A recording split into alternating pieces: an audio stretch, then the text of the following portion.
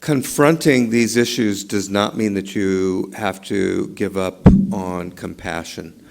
So you can confront and be compassionate. And I do think that we have to confront racism, sexism, anti-Semitism, Islamophobia, where we see it. But then what follows? What follows are saying that's not acceptable. And that's where what we heard from Jeff gives me some hope and some ideas and some thought about where we might go from here, which to me, for this whole a series of select committee hearings has kind of been the struggle. It takes a lot of work to put together an event like this, but where do we go with it? What do we do with the information? You know, it's all great to sit here and hear information, but what do we do with that information, and how do we move forward in a way that's positive and helps change the world?